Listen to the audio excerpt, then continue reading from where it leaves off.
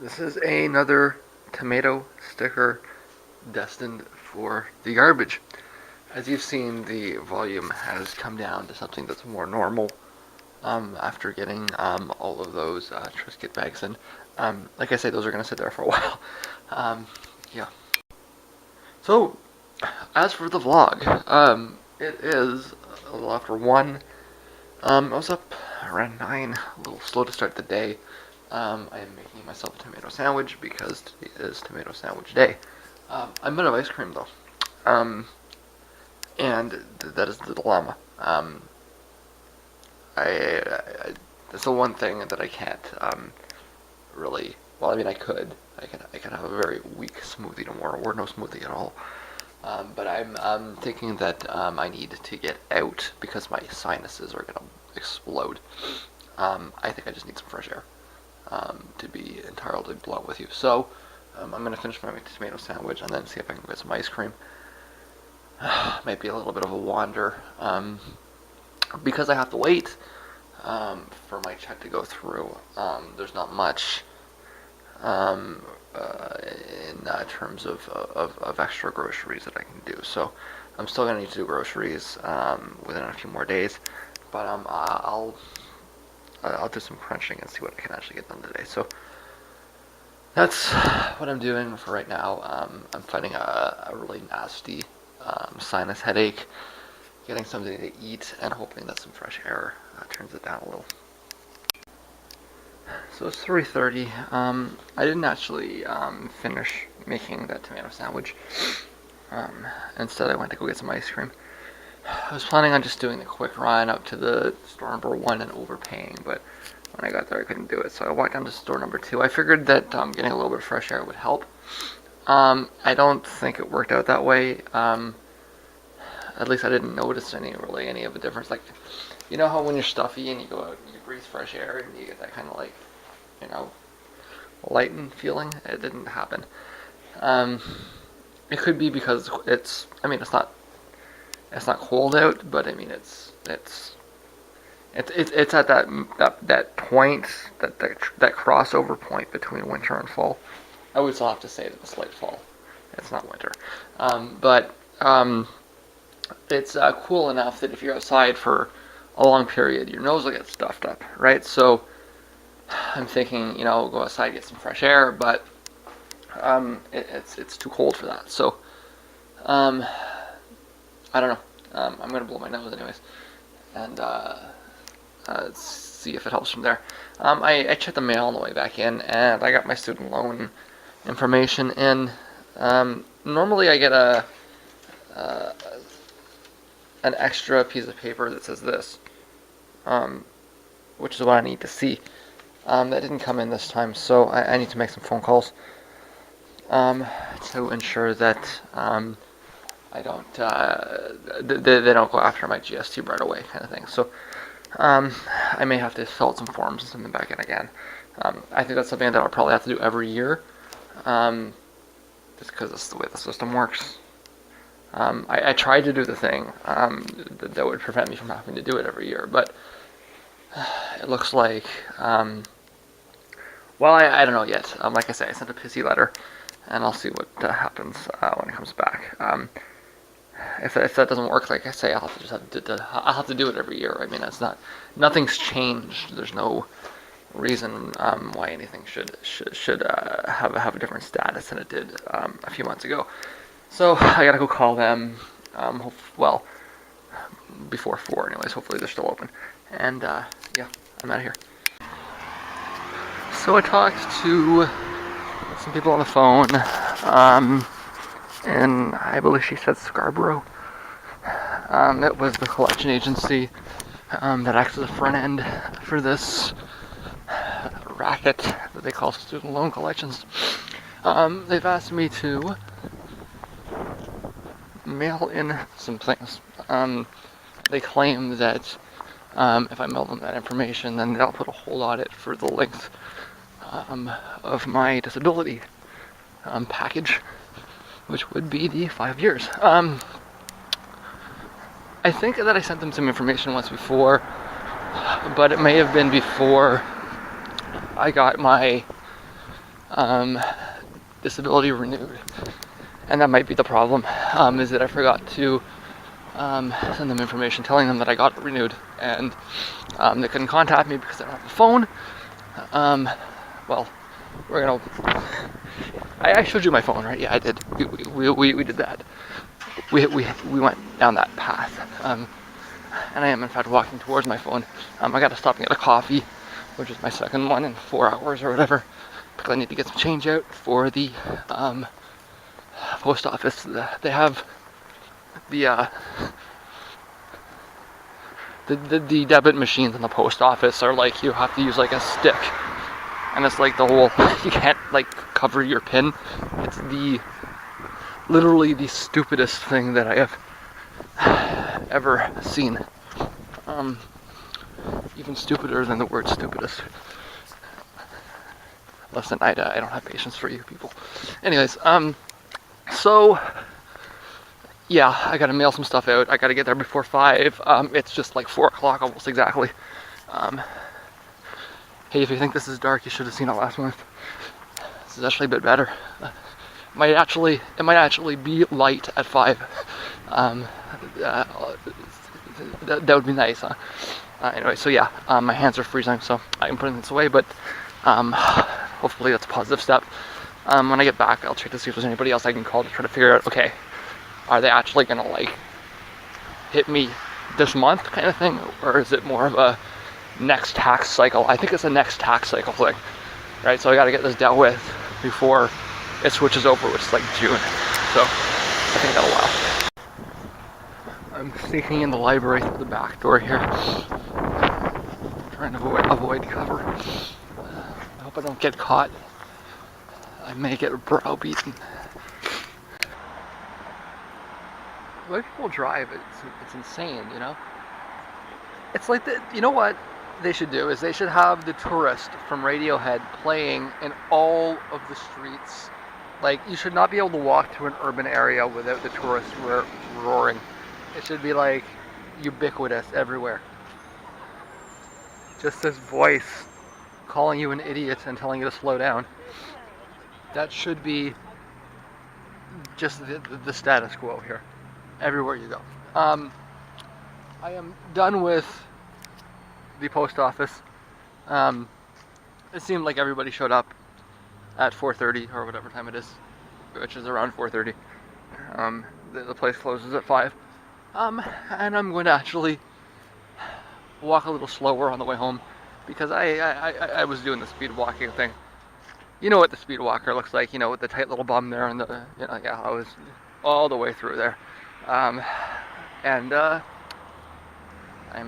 just gonna stroll right back. So look at these people. They're like it's the border crossing. It's not a staging area. Like, you're not coming out of the F1s here. Idiots.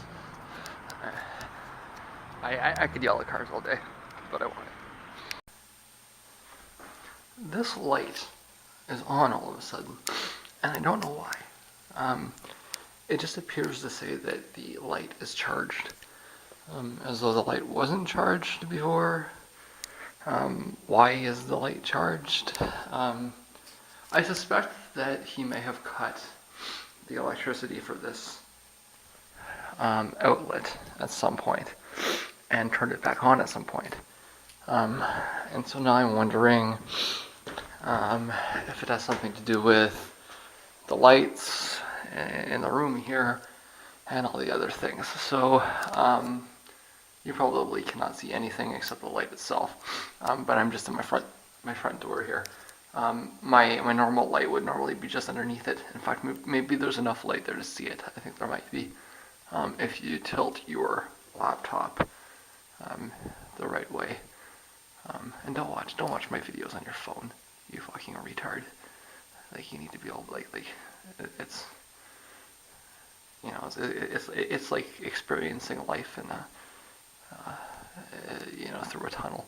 Go outside, get some fresh air, get a real screen, and I need some batteries, so this is coming off, but that's curious to say the least, and I'd like to get to the bottom of it. So it's a little after 6. I got home and I wanted to check a few things on the internet and other things, so I've been screwing around for a bit. In the long run, how did the walk do with my sinuses? Well, it took a while when I got in, but I do feel that it's kind of cleared a little bit. But at the same time, um, it's starting to feel less like allergies and more like I have a virus.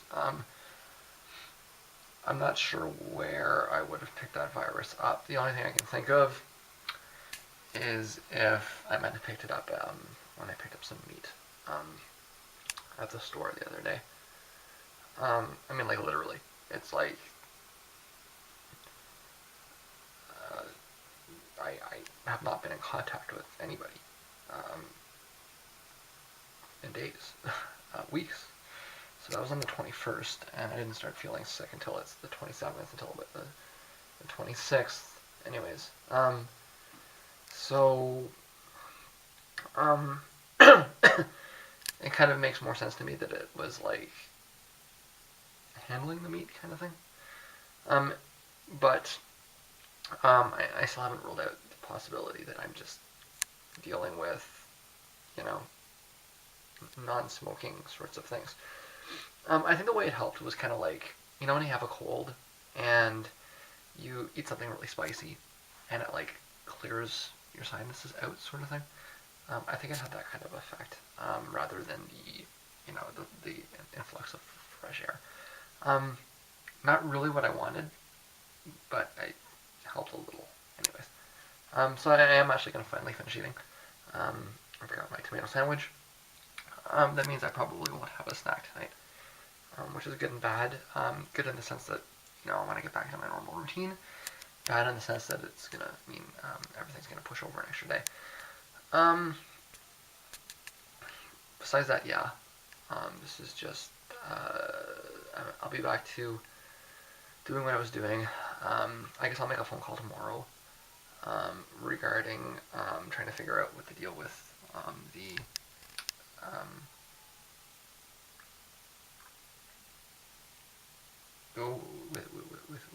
with the process is on the tax refund. I've got a bunch of numbers. I still have them from before. I think the one I want to call is one in Vancouver, which means I want to wait a little bit later. I just didn't want to go back out again. So that'll be that. And like I said, my nose is cleared up. It's kind of moved more to my forehead, kind of thing. So hopefully that is gone by the time I wake up as well. The flip side of this is that as the nasal block is kind of clearing, I'm starting to really experience that looseness that I was talking about. I wasn't really feeling that before. It was like the tension was still there, kind of thing. It's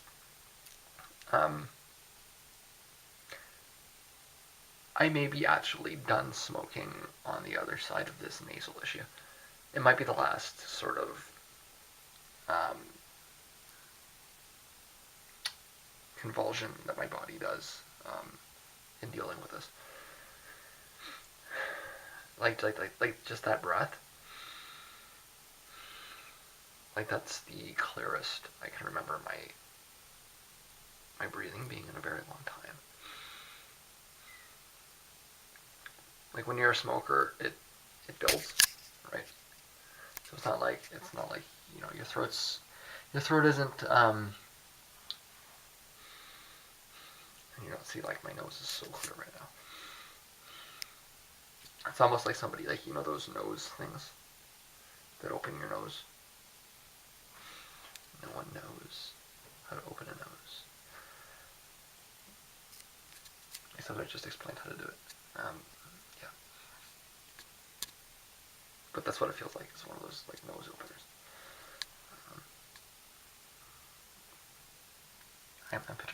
I'm picturing a can opener. That would be gruesome. Just horrific. Don't even think about it. You're not thinking about it? About the nose opener? But you know what I mean, like those white, sticky things that are designed to increase the airflow. It kind of feels like that. It's just like complete clear in my nasal part, anyways. My throat, as you can no doubt hear, is still still got stuff in it. But like I say, I'm getting the feeling that this is kind of the last hurrah of the tar and shit. And there's a possibility that my brain may simply be reacting to more oxygen. An interesting thought, huh? What is all of this oxygen? All of this metabolism that's happening in my cells? I'm not used to this.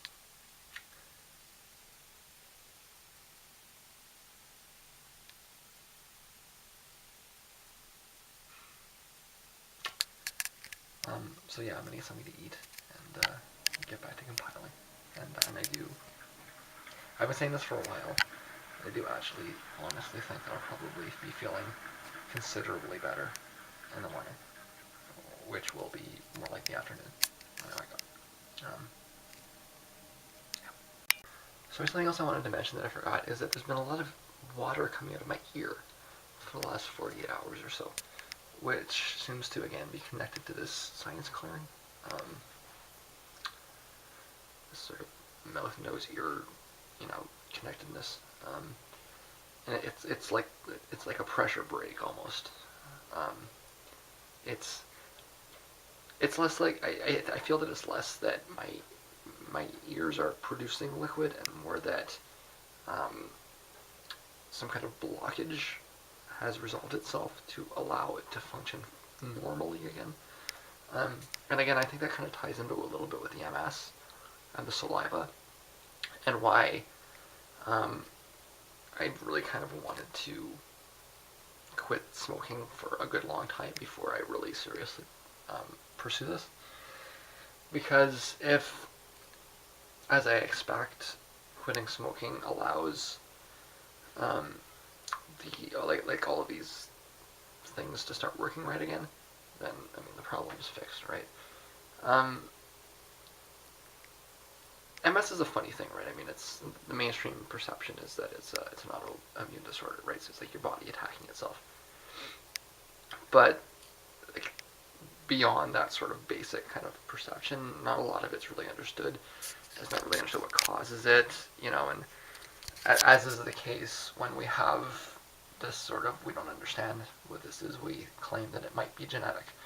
And in fact, there is a known risk factor that's higher among Scandinavian people and people in northern latitudes as a result, right? So they've tied that to vitamin D. It's pretty sketchy. It's purely correlative. And there was this other kind of thing about the blood vessels, which they claim they've thrown out, but to be honest with you, seems to make a little bit more sense if you ask me.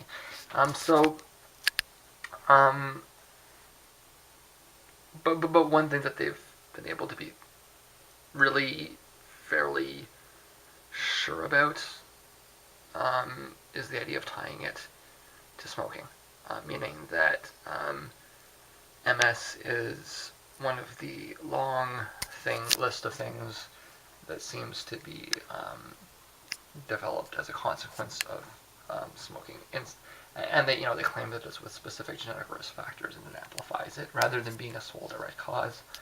But I mean like there's still the understanding of MS is really pretty weak at this point, which is like I said, why I've been like you go to a doctor, they diagnose you with a disease that they can't treat and you can't cure. What have you haven't accomplished anything besides have this diagnosis, trail you around, and obfuscate whatever other goals and plans you might have, right? It was the same thing with Asperger's. Do I have Asperger's? I don't know. I might. I certainly cluster to a lot of the characteristics. What would I benefit from having an Asperger's diagnosis if I want a job? how would that benefit me? It would do nothing but um, create problems for me, right? If I'm disclosing medical conditions, or if I'm dealing with doctors, and I'm paying for that out of, or at least partially, out of plans offered by the employer, I can't gain anything from that. So why would I bother? Um, you know, maybe I am. I don't want to know, or I didn't.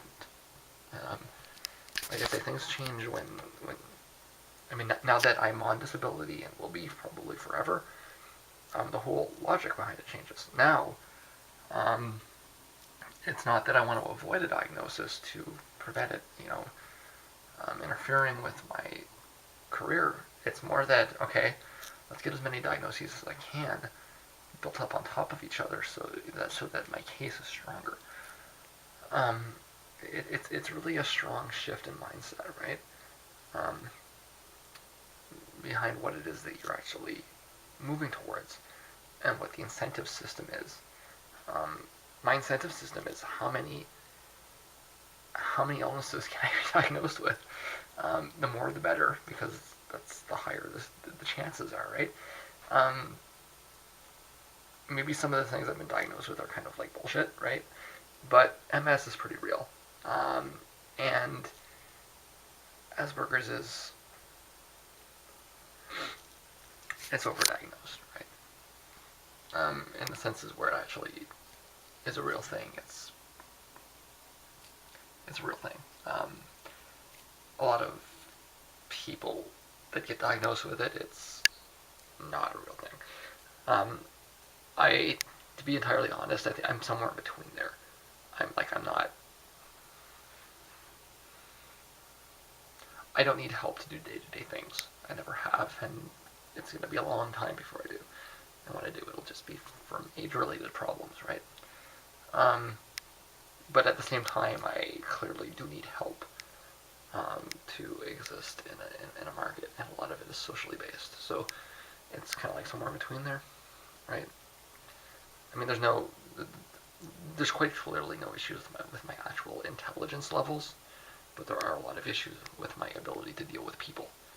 So it's that kind of thing, right? Which falls more into a social anxiety. But if there's a spectrum between these things, I'm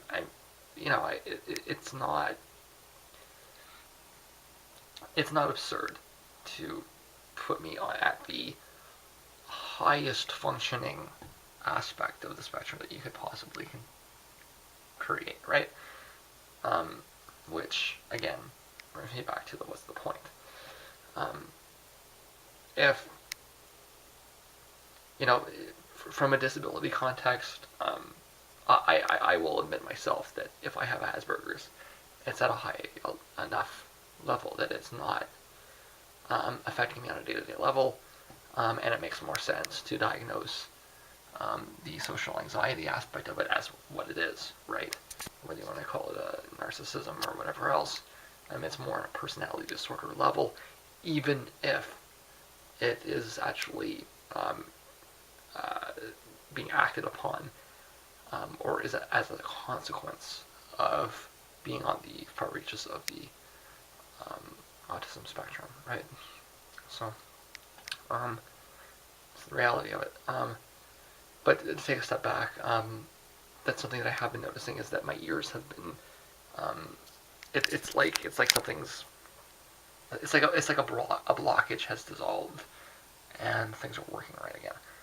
That's the best way to describe it. But the actual physical, like empirical observation, is that there's no water exiting. My ears have been moistening. Let's put it that way. So that's another thing to point out. If you haven't quit smoking, if you haven't started smoking yet, you might want to watch these and really see what it is that actually happens when you quit. It's not.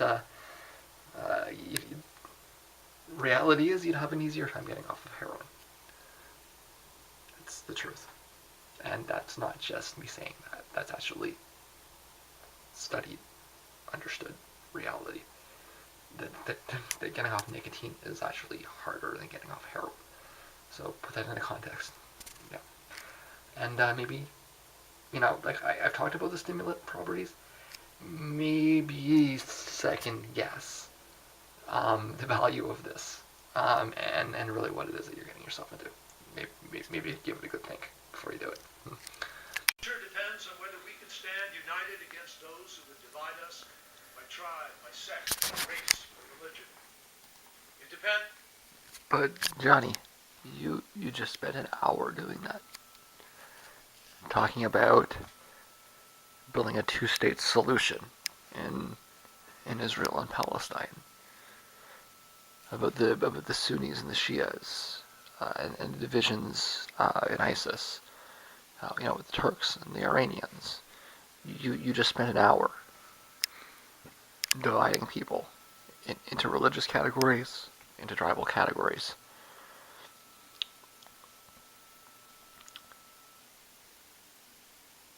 I think that probably my best way to explain what I really think about this, quickly, is to point out that I don't. I'm probably expected to support a two-state solution. That's the status quo. Um, the reality is that what we see in the news is it, I want to say it's a caricature of what's actually happening, but it's more like it's manufactured, and it's not manufactured for anybody's consent. It's just manufactured to confuse the international legal system. The thing is that at this point, it's not entirely clear who it is that they're trying to confuse. So it's more like it's like a play that's being carried out with an audience, because nobody really takes it seriously. Everybody knows that what's really going on is that the Israelis are just screwing around, wasting time until they can annex the rest of the region, right? And from the Israeli perspective, the big issue is not whether we are to have one or two states.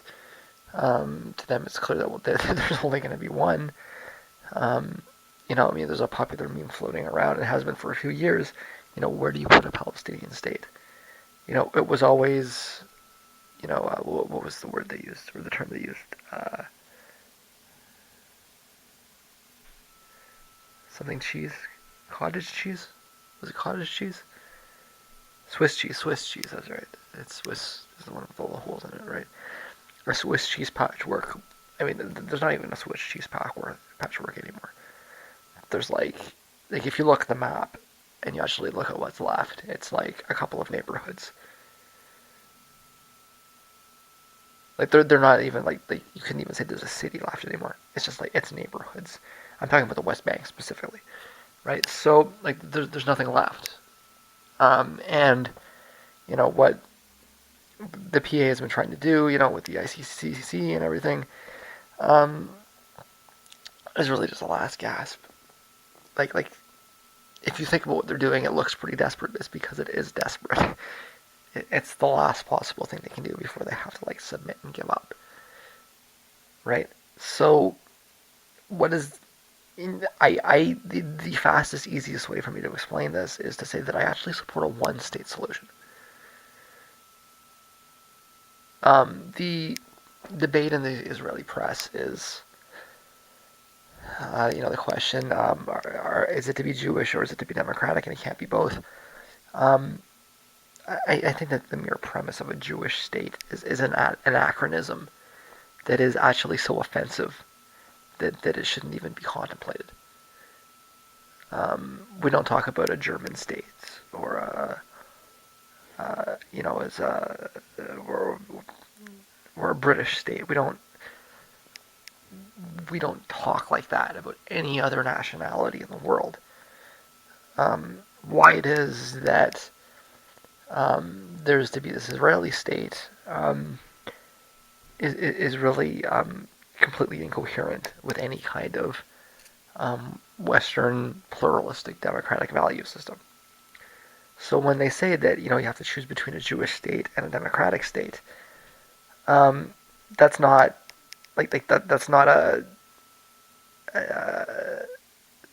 an instantaneous example. I'm thinking in physics. I'm tired. It's not a um, like an example of something that is broader. It is the broader thing itself. It's the universe. It is the generalization because ethnic national ethnic nationalism in general is inconsistent with democracy. You can't have ethnic nationalism and democracy at the same time.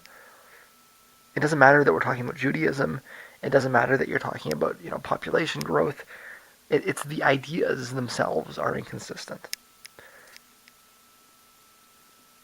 And what the region actually needs is to eliminate the idea of a Jewish state and to have a single state that is a democracy, where state institutions are secular,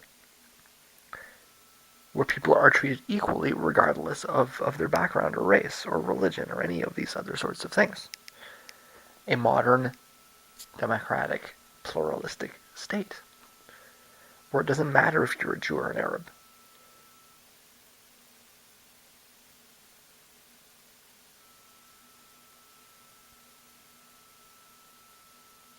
And, there's a lot of arguments against this sort of thing. But, you picked the wrong place. There were spaces available in Siberia. Um, there were some places available in Africa. You can't just pop yourself on the coast of the Mediterranean in the middle of Levant and expect this to work out. It's infeasible, right? So going back to you've got this book and this has a bunch of crazy things in it, but if you want to believe it, then great, whatever. Um, I think maybe we should have that discussion, and hopefully I can convince you not to. But then again, I know better, right? Um, that that's one thing, and that's whatever, right?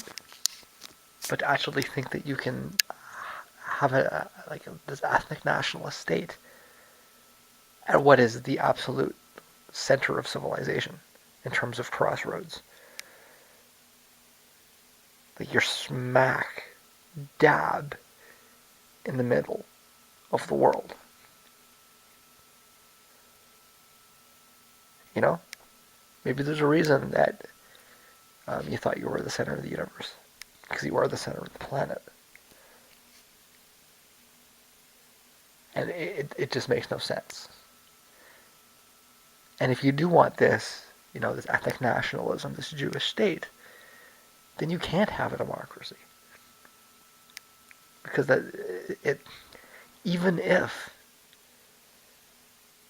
there weren't all the demographic pressures, even if, then it still wouldn't make sense.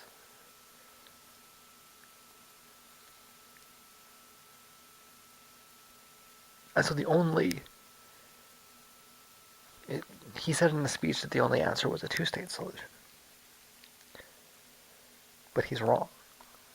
The only answer is a one-state solution. The real question is whether that one-state solution is going to be a democracy or is going to be a state where you have a Jewish upper class and a Palestinian underclass,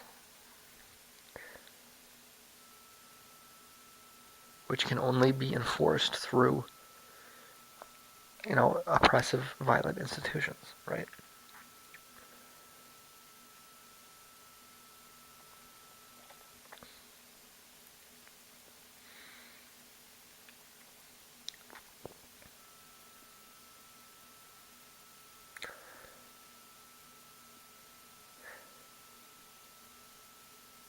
So when he says, we need to reject people that would divide us, Johnny, Johnny, you're you're the master of this. I think even that said, you know what? Out of all of these war criminals, out of all of these bastards, I actually he's he is a lesser evil. Um, and I think it is true that the reason he's a lesser evil is because he's extremely naive. Um, he actually has a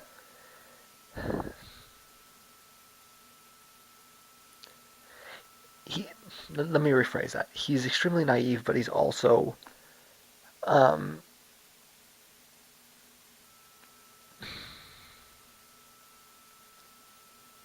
I suppose that when somebody spends a lot of their lives being naive, they must develop certain checks and balances, right? So you might get burned a few times when you're young and kind of, find patterns and ways to make sure that you don't get hit. And I can relate to like that because that's, in a sense, I'm sort of like that. Um, although I wouldn't quite classify myself as naive, so much as I might classify myself as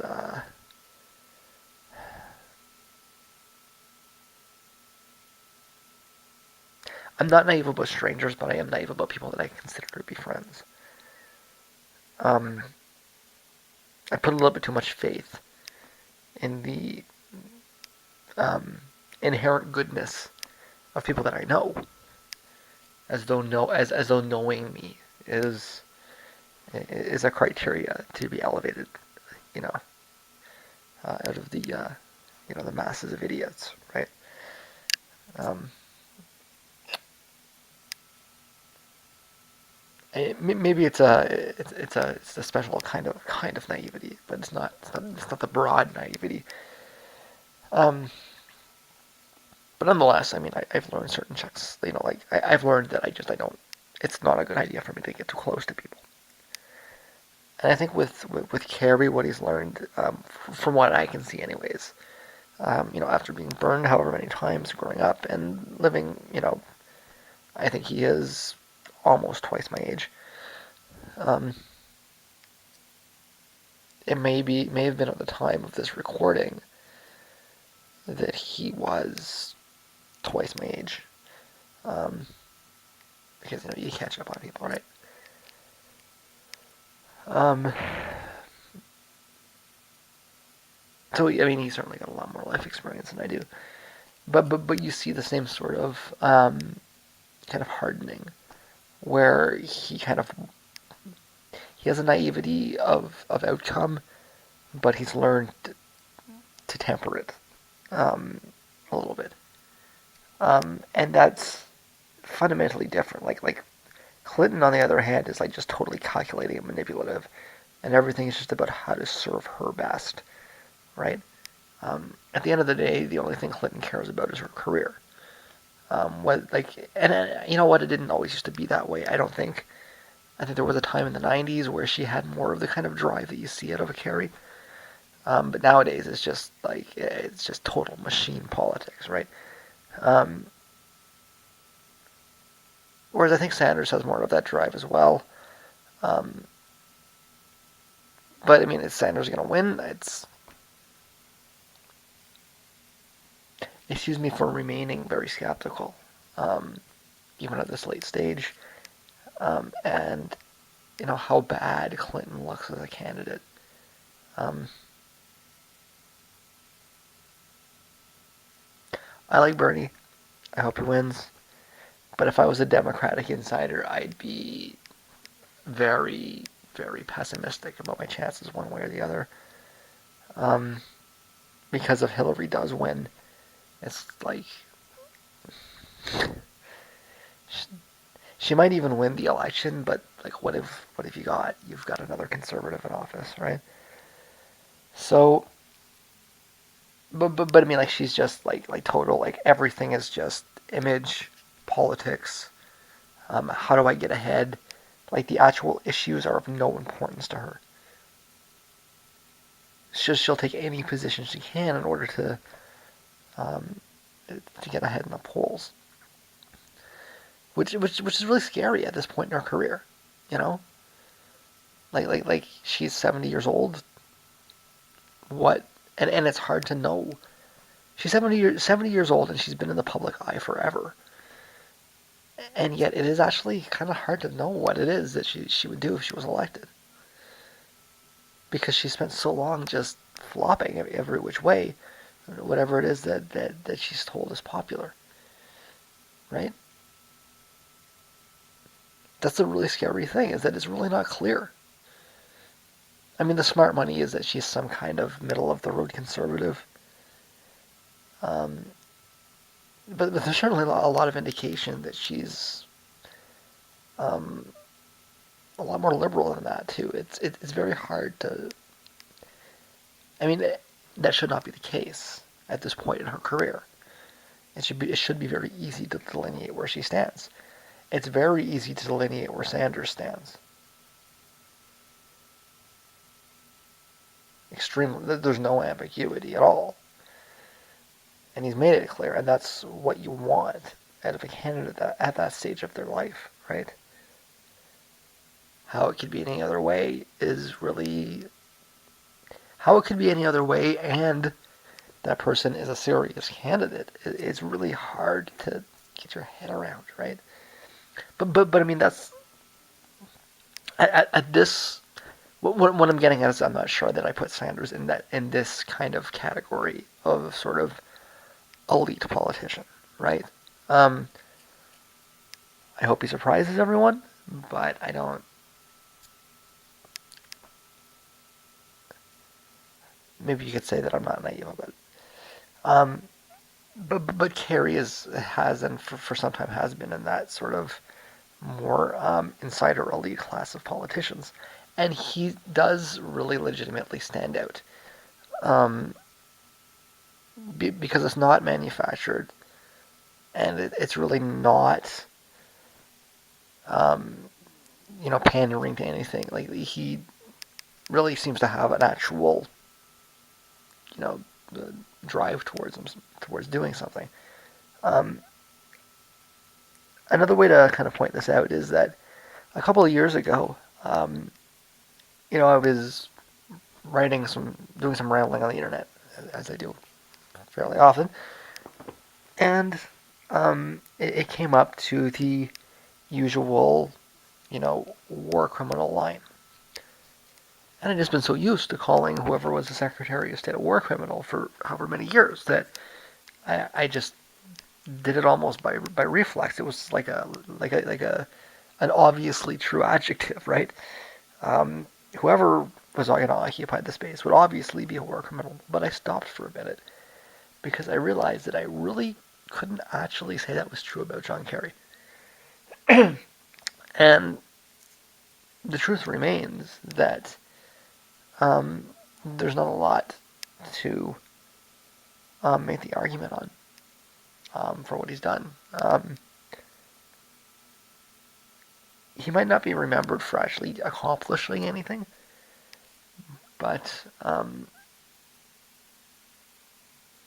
he may be remembered for having a different tone. So, I mean, don't misunderstand me here. I'm not saying that he's the great savior or anything, but it is certainly different, and so I do like, actually, I enjoy listening to this guy. He's in a different head state, where he's actually engaged with the actual issues rather than just trying to occupy a political space for the donors, or trying to climb up a ladder, or just for the sake of it kind of thing, because I could. Which, as pathetic as it is I think the case for a lot of these people. There is actually a legitimate interest in engaging with things. Which is why when he says it, when he says don't listen to people that are dividing, it's a different kind of irony. Anyways, I ranted about this longer than I wanted to. I wanted that to be a quick analysis.